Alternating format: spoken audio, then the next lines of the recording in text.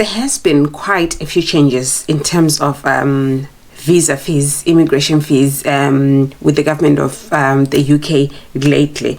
And guys, in this video today, I'm going to talk about some of the significant proposal or changes from the website that I was reading, which I'll quote and you'll see at the top there. This is a proposal that's been tabled, so it's going to be discussed in the parliament, and then both houses have to approve for them to be implemented. But I just thought, like, we are a platform where we talk about life in the diaspora, life abroad, and obviously it's the beginning of the year. A lot of people will be planning their relocation journey. A lot of people will be planning, okay, I want to relocate, I want to try this visa. So it's quite important that we also take cognizance of these fees, because they actually do have a bearing on the budgets that you'll be making. Because I mean, you cannot relocate and do away with application fees, immigration fees, and everything. So guys, a big welcome to my YouTube channel. My name is Florence. If you're watching us for the first time, please feel welcome, and do be kind enough to subscribe to this channel, because on this platform we do talk about life in the diaspora, life abroad. We talk about everything to do with life in the diaspora, success, opportunities, the struggles, and we'll bring it to you through our eyes, our experiences. And of course, guys, disclaimer, we are not immigration lawyers or anything. So whatever input that you may need, please do consult a professional. Please do work with professionals for this. So these are our views and those of our family and friends that do share with us. So guys, without wasting much of your time, we'll get right into it.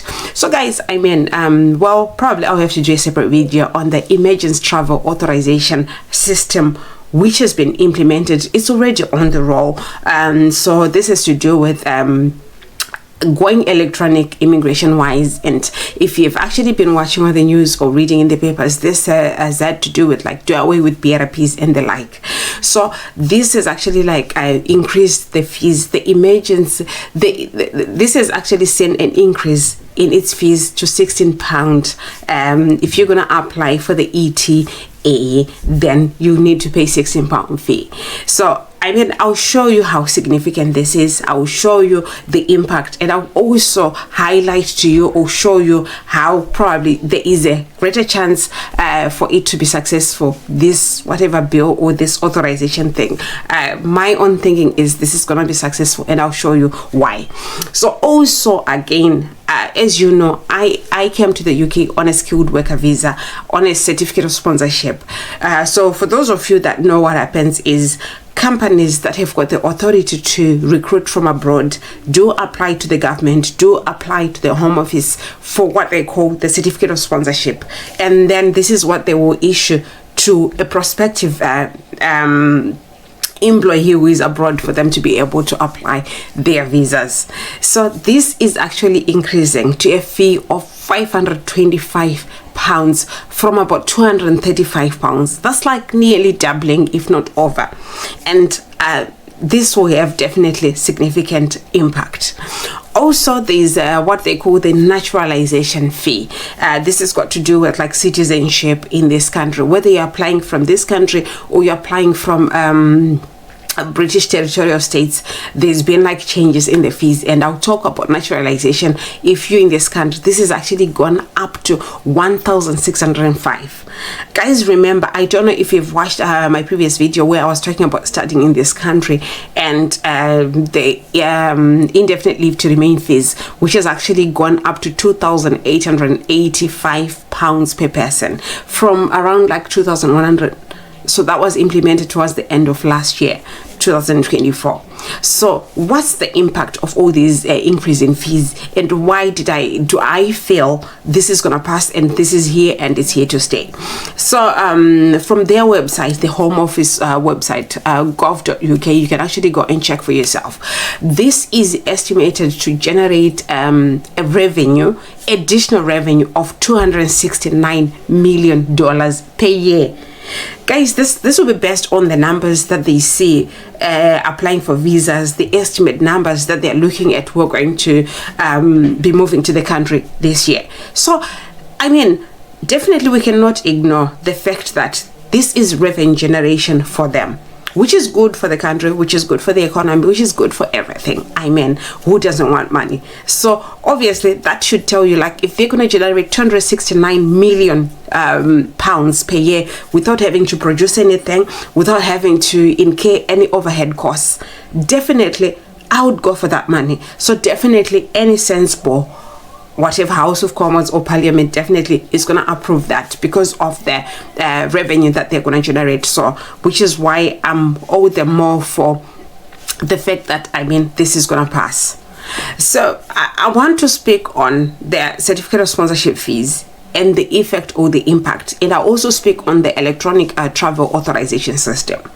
The reason why I feel they had to increase that fees or anything, remember guys, I did a video where I spoke about like a 400,000 decrease in terms of people that were coming on a skilled worker visa last year compared to 2022-2023 year. So obviously the government is quite serious about cutting down on immigration numbers, whether legal or illegal. They are quite serious and they are quite standing on their business. So obviously, knowing these companies as we do, most of these companies that were actually like recruiting from overseas are small companies, are new startup companies, are companies that are actually like trying to establish themselves in the business. So how many certificate of sponsorships would they then be able to apply if it's going to cost them £500 per person? Definitely when it was 235, it was okay. You would, for that same fee, you would get 2 people. But now it keeps increasing. So what that means is it's just going to turn away these companies to start like looking local, start looking at employing the locals, which is good for any country anyway. But for you and me, we're looking at numbers, we're looking at opportunities, and this is definitely going to see a further drop in the number of people that are going to come to this country this year, because companies will not be forking out that much for that many skilled workers to come to the country. So that's why I do feel this is going to pass, because it's good for the immigration numbers. It's good for all the things that they're trying to achieve with cutting down on numbers of people that are actually migrating to the country. I'll go on to the electronic travel authorization system and why this is going to pass. This is part and parcel of the government plan for change in this country that they've been talking about time and time again, and they've been quite vocal about it. So this is a system that's been tried and tested in other countries like Australia, the United States, New Zealand, and the other first world countries, and they've seen the benefits, they've seen what it does for security and other things. So definitely what they want to achieve with this is obviously a quicker immigration system, quicker for the staff, quicker for movement, especially in airports. Obviously they've already started implementing this at Heathrow and Manchester, and I'm sure they will be rolling it to everywhere else in the country.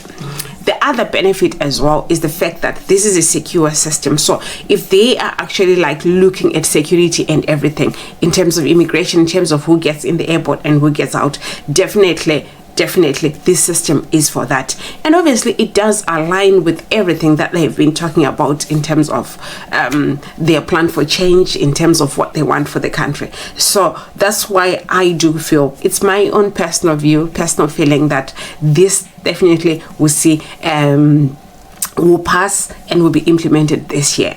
So guys, before I end this video, there are things that I want to highlight. What does that mean then for you and me?